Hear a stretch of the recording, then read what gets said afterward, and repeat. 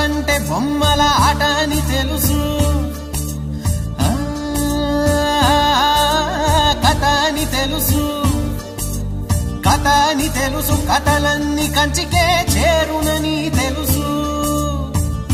తెలుసు తెర తొలుగుతుందని, తెలుసు తెల్లారుతుందని, తెలుసు ఈ కట్టె పుట్టుకుమంటదని,